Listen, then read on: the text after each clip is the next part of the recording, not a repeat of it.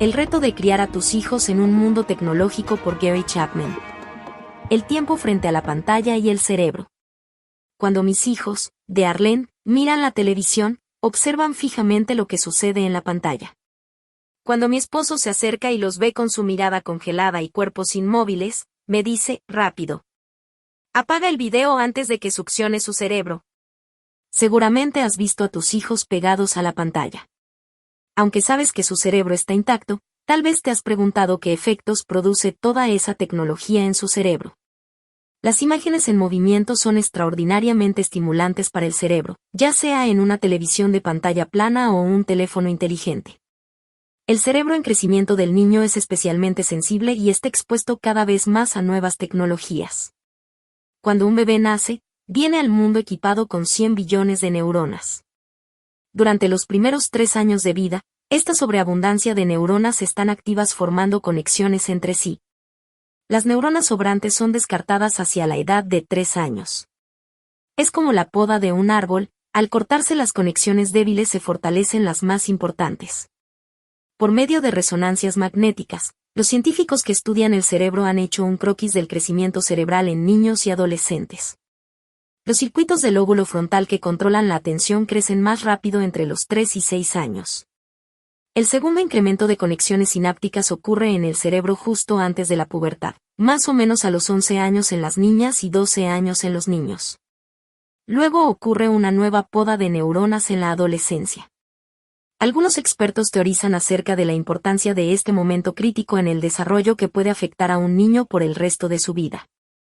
El Dr. Jay Jeld, del Instituto Nacional de Salud Mental, dice, nuestra hipótesis principal radica en el principio de, lo que no se usa se pierde. Si un adolescente practica música o deportes, o estudia, estas células y conexiones quedarán implantadas firmemente. Si están sentados en un sofá con videojuegos o mirando MTV, estas son las células que van a sobrevivir. Hay niños que se crían con una dieta digital de un promedio de 8 horas diarias frente a las pantallas.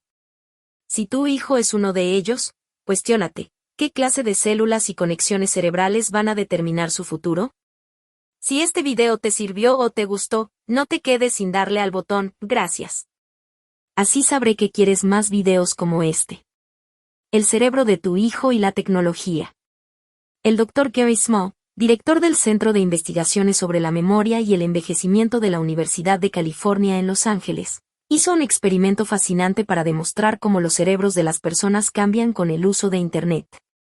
Seleccionó 12 cibernautas expertos y 12 individuos que no usaban Internet, y escaneó sus cerebros mientras realizaban búsquedas en Google. El grupo experto en computadoras mostró una amplia actividad en el lóbulo frontal izquierdo del cerebro conocido como la corteza prefrontal, mientras que los inexpertos mostraron escasa o ninguna actividad en esta área.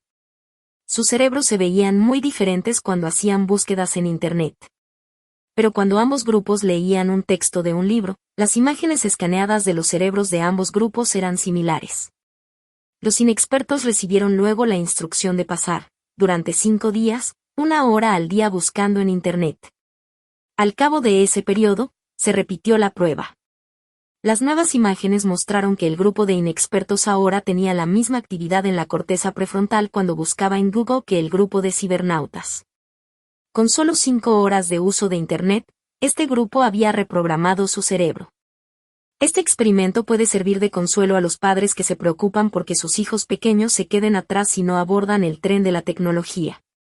El cerebro no requiere mucho tiempo para aprender a usar la tecnología. Si has tenido a tu hijo en Internet durante 5 horas como el grupo del experimento, con razón se han vuelto expertos en búsquedas en la red, mensajería instantánea, videojuegos y tweets. ¿Qué podemos decir de la situación contraria? Si tu hijo crece con pantallas desde preescolar y la escuela primaria, ¿puede usar ese cerebro programado para adquirir la concentración que exige una clase? ¿Puede su cerebro generar empatía o leer un pasaje largo con buena comprensión? Estas habilidades son mucho más difíciles de adquirir en un periodo limitado de tiempo. Con el uso cada vez más extendido de las pantallas se descuidan los circuitos neuronales que controlan los métodos tradicionales de enseñanza de la lectura, la escritura y la concentración sostenida. Jeremy, de 11 años, pasa su tiempo con videojuegos después de la escuela y del entrenamiento de fútbol. No se molesta en aprender sus palabras de vocabulario porque sabe que el corrector de la computadora lo arreglará y los mensajes de texto no precisan de buena ortografía. ¿No es curioso que el gerente de tecnología de eBay envíe a sus hijos a una pequeña escuela donde se prescinde por completo de la tecnología? Lo mismo han hecho los empleados de las grandes compañías digitales como Google, Apple, Yahoo y Hewlett Packard. No usan computadoras ni pantallas en la educación de sus hijos. Bill Gates solo permitía a sus hijas utilizar Internet 45 minutos diarios, con videojuegos incluidos. También esperó a que cumplieran 13 años para permitirles tener un teléfono celular. Los niños que crecen con pantallas se vuelven dependientes de sus aparatos para comunicarse en lugar de interactuar cara a cara con las personas. El Dr. Gary Small dice, los caminos para la interacción y la comunicación humana se debilitan al atrofiarse las competencias tradicionales del contacto interpersonal. Los textos y las redes sociales sirven para complementar la comunicación, pero son insuficientes como la única fuente de contacto social de tu hijo. A los niños les encantan las palabras yo, mí y mío.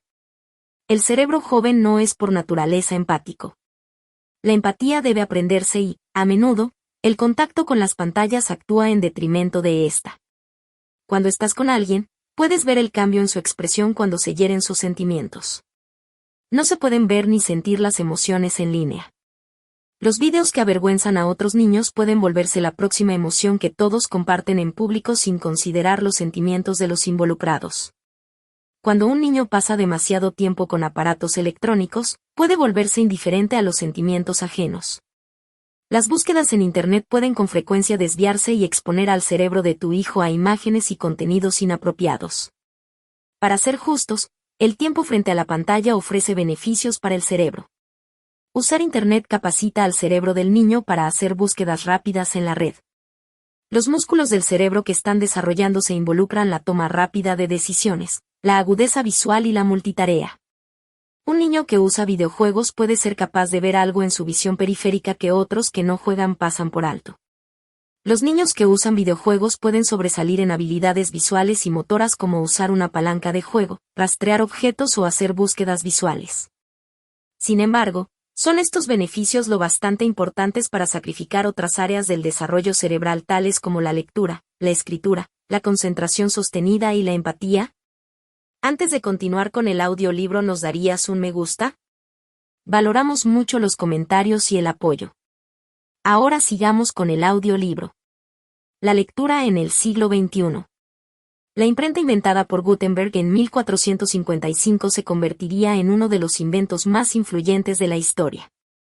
La era de la imprenta llevó el conocimiento a todo el que quisiera aprender a leer. Leer libros fortaleció los músculos del razonamiento, la lógica y el orden. El cerebro izquierdo se convirtió en el hemisferio dominante, y muchos lectores sobresalieron en áreas como la ciencia.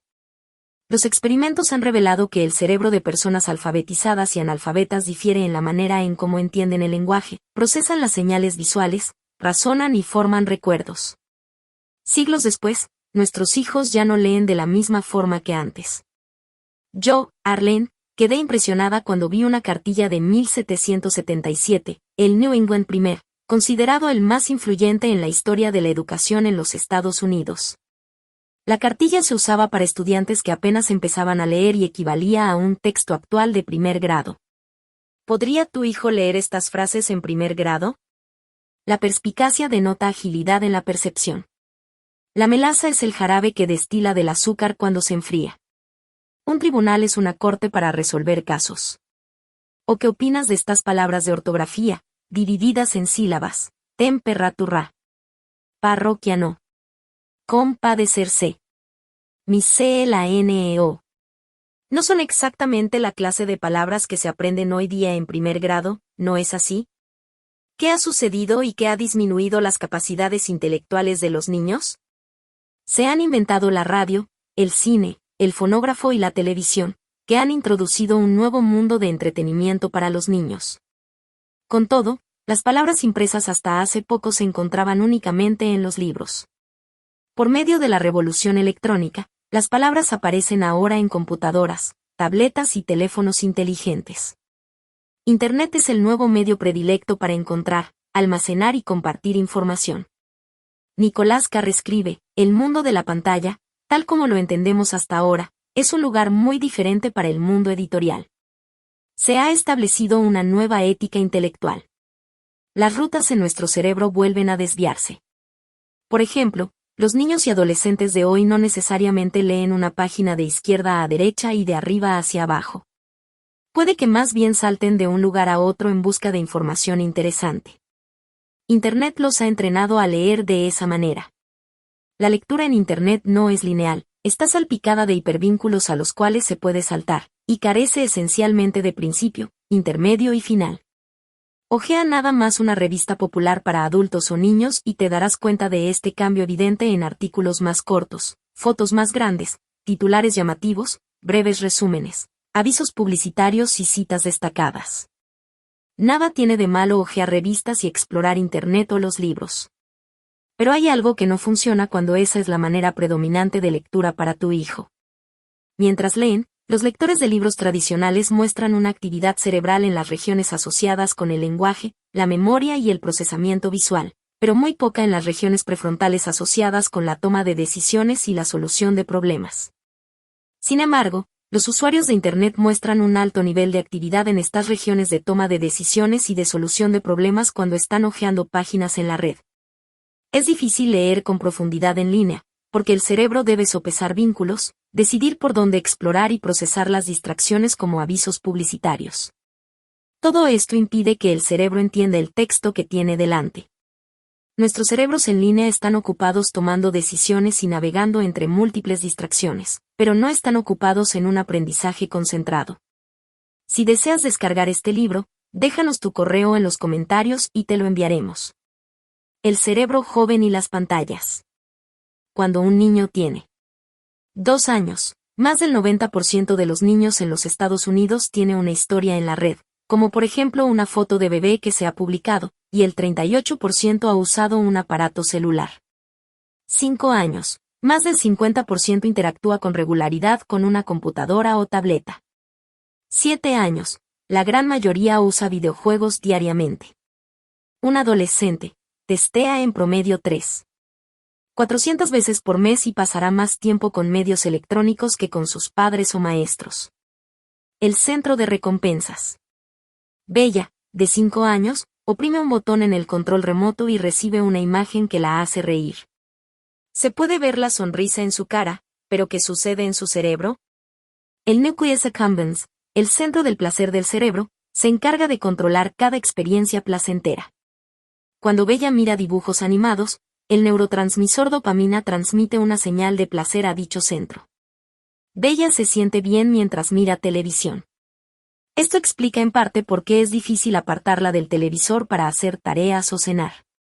A medida que los niños buscan más y más placer mirando televisión o con videojuegos, más aumentan sus niveles de dopamina en el cerebro. Pero el uso excesivo del núcleo del placer del cerebro hace disminuir la sensación de placer. Los 30 minutos de videojuegos que solían emocionar a un niño ahora no producen la misma dicha. De modo que busca jugar más o encontrar otro juego más estimulante. Busca una dosis fresca de dopamina.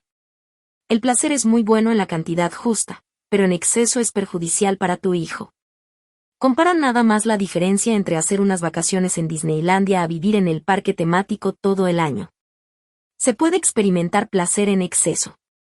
El Dr. Archibald Hart y la Dra. Sylvia Hart-Fred escriben en su libro La invasión digital. Muchos de nuestros comportamientos en Internet, tales como apostar o jugar, o incluso mirar Facebook, pueden hacer tanto daño al núcleo del placer como cualquier droga fuerte.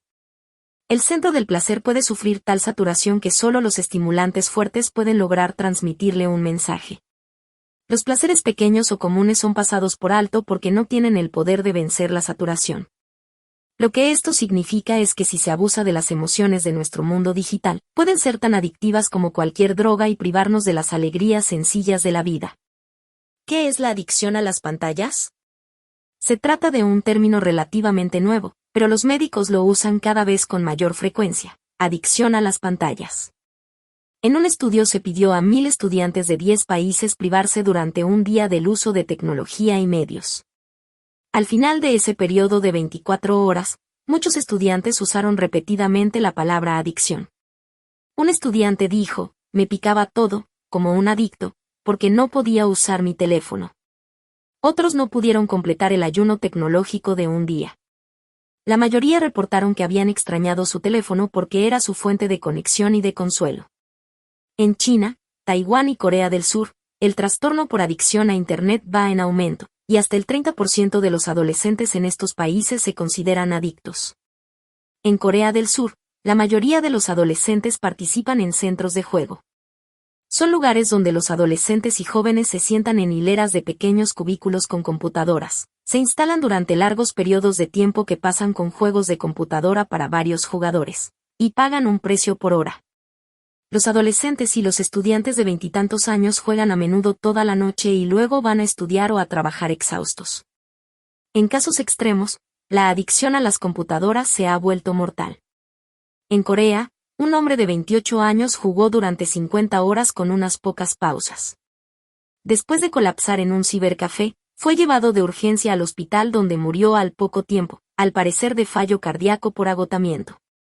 A raíz del alarmante problema de la adicción a los juegos, Corea del Sur ha introducido una ley que prohíbe a los adolescentes menores de 16 años usar juegos en línea entre la medianoche y las 6 de la mañana.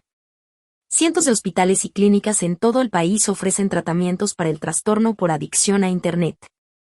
A los padres, en los Estados Unidos, les conviene tomar nota de lo que sucede en Corea del Sur.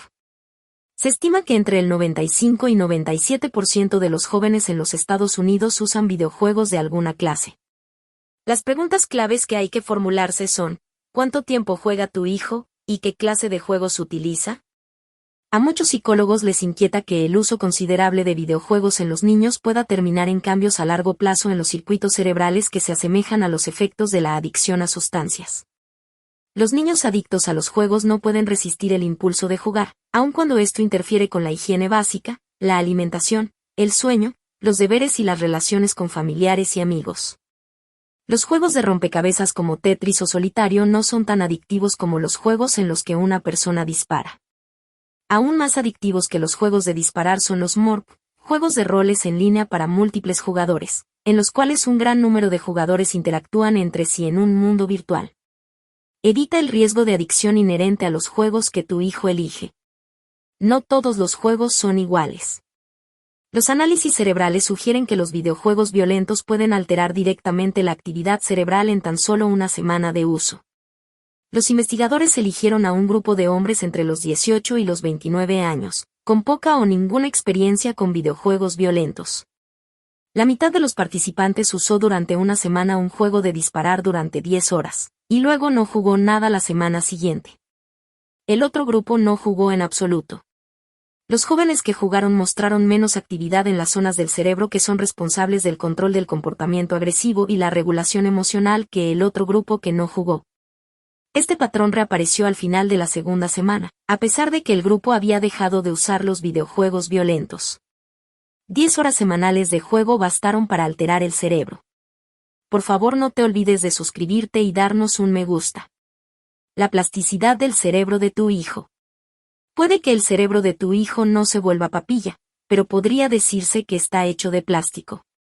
La plasticidad del cerebro se refiere a la capacidad que tiene de cambiar y adaptarse. Los médicos y científicos solían pensar que la anatomía del cerebro estaba fija después de la infancia, pero estudios recientes han demostrado que el cerebro adulto puede cambiar en respuesta a información, conductas o ambientes nuevos. A finales de la década de 1990, investigadores británicos examinaron los cerebros de 16 taxistas de Londres. Descubrieron que la parte posterior de su hipocampo, la que es responsable de la ubicación espacial, era mucho más grande de lo normal. Además, cuanto más tiempo llevaba en el oficio, más grande era la parte posterior de su hipocampo. Aún en la adultez sus cerebros habían cambiado. Un cerebro viejo puede aprender nuevos trucos, pero es más fácil aprenderlos siendo joven. El cerebro de tu hijo es capaz de aprender matemáticas, lectura, otros idiomas, música y más. Como padre puedes moldear adecuadamente el cerebro de tu hijo equilibrando el tiempo frente a la pantalla con la lectura, los deportes y otras actividades. A mi hijo Isen, de Arlen, que tiene 9 años, le encanta leer. Nuestra casa está llena de biografías de héroes porque queremos que Isen llene su cerebro de historias de valor y carácter moral. Ha devorado libros sobre Winston Churchill, Eric Liddell, Corrie ten Boom, Douglas MacArthur, y otros. Cuando visité su escuela, la bibliotecaria me llamó a un lado y me contó una anécdota. Leí el libro Yoruga la tortuga del Dr. Seuss a la clase de tercero de Eisen, contó la bibliotecaria. La historia era acerca de Yerle, el rey del estanque que aplasta a sus súbditos para tratar de llegar más allá de la luna.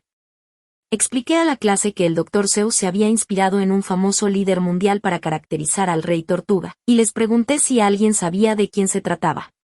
Eisen levantó la mano y respondió, Hitler. La bibliotecaria estaba sorprendida. Eisen tenía razón. En sus muchos años de trabajo como bibliotecaria, él era el primer niño de tercer grado que había dado la respuesta correcta. Me contó además que algunos niños de sexto grado no podían hacer esa clase de conexiones. Aquel incidente causó una profunda impresión en la bibliotecaria, y en mí también. Vi el fruto de tener un lector en vez de un experto en videojuegos. El cerebro de Brain es flexible, y tengo la oportunidad de moldearlo con un propósito. Paz mental. Colt y Leslie tienen 2 hijos de 9 y 11 años. Sus buenos amigos tienen hijos de las mismas edades, y tienen televisor en sus habitaciones. Como resultado, los hijos de Colt y Leslie piden constantemente que sus padres les compren televisores. Pero la respuesta es siempre no. Colt y Leslie creían que demasiada estimulación digital era mala para el cerebro. Muchos expertos estarían de acuerdo. Cuando los niños usan la tecnología en exceso, el estímulo constante del cerebro incrementa los niveles de cortisol, la hormona del estrés. El exceso de cortisol puede impedir que un niño se calme y consuele. El Dr. Archibald Hart dice, parte de la función del cortisol es bloquear los receptores de la tranquilidad para aumentar la ansiedad y prepararnos para enfrentar una emergencia. Solo que en lugar de ser una emergencia real se trata de una emergencia inducida por un juego. Esta pérdida de tranquilidad puede llevar a trastornos de ansiedad más graves. Si tu hijo pasa horas entretenido con videojuegos, mensajes de texto o redes sociales, su cerebro se inunda de cortisol. A fin de bajar los niveles de estrés de tu hijo, practica las siguientes sugerencias en tu familia que les permitirán experimentar paz mental. Descanso. Después de hacer ejercicio, los músculos necesitan descanso para recuperarse. Lo mismo sucede con el cerebro. No que el cerebro se canse, sino que necesita tiempo entre diferentes tareas para procesar y consolidar la información. Este tiempo libre cerebral muchas veces se pierde por el tiempo frente a la pantalla. El cerebro de tu hijo necesita reposo. Uso restringido de aparatos electrónicos. Sin límites obligatorios, un niño puede pasar horas de pantalla en pantalla. Un episodio de televisión se vuelve 2. Una breve pausa con un videojuego se convierte en 1 hora de juego. Christy, una maestra de 4º grado, calcula que sus estudiantes pasan al menos media hora de su tiempo libre después de la escuela con videojuegos. A ella le gustaría que sus estudiantes tuvieran límites en casa, y más actividades físicas y lectura. Ejercicio físico. El ejercicio afecta el crecimiento cerebral de tu hijo en muchas formas positivas. Aumenta su ritmo cardíaco, lo cual oxigena mejor el cerebro, reduce el cortisol y consume adrenalina. Los estudios muestran que los niños que hacen ejercicio con regularidad obtienen mejores calificaciones, tienen mayor concentración y duermen bien. La actividad física libera elementos químicos en el cerebro que combaten naturalmente el estrés. Sueño. Se necesitan ciertos ciclos de sueño para consolidar lo que tu hijo ha aprendido a lo largo del día. Ese aprendizaje no ocurre si tu hijo no duerme lo suficiente. Al día siguiente, un niño con sueño es incapaz de concentrarse y prestar atención a la nueva información. Es un círculo vicioso, pero puede remediarse con algunas estrategias. Fija un tiempo específico para que tu hijo se vaya a dormir, y organiza una habitación oscura, cómoda y silenciosa. No permitas pantallas en la habitación porque mirar pantallas con luz brillante antes de la hora de acostarse mantiene a los niños despiertos. Apaga la televisión, la computadora o tableta 1 hora antes de la hora de dormir para evitar la sobreestimulación de adrenalina o interferir con el sueño. Recuerda también el arma secreta del ejercicio. Cuanta más vigorosa es la actividad, mejor será la calidad del sueño. Si no has practicado estos hábitos, no es demasiado tarde para empezar. Mientras tu hijo viva bajo tu techo puedes hacer ajustes saludables empezando hoy mismo. Un padre llamado Henry que asistió a una de mis conferencias, habla Gary, tenía 2 hijos, un joven de 22 años y una jovencita de 19. Aunque le estableció límites de tiempo para el uso de la computadora y la televisión, dijo que hubiera deseado cambiar las cosas. Si pudiera devolver el tiempo, evitaría muchas que permití entonces. En retrospectiva, soy ahora consciente de que la publicidad y los programas que veían no eran buenos ejemplos. Podríamos haber pasado más tiempo juntos como familia. Los hijos de Jerry ya son mayores. Es demasiado tarde para cambiar el tiempo frente a la pantalla por algo más valioso. Sin embargo, no es demasiado tarde para ti. El neurocirujano Ben Carson dijo, no permitas que nadie te convierta en esclavo. Eres un esclavo si dejas que los medios te digan que los deportes y el entretenimiento son más importantes que desarrollar tu cerebro. Tu hijo y sus billones de neuronas esperan nutrirse y desarrollarse, no con pantallas sino con la ayuda de sus padres.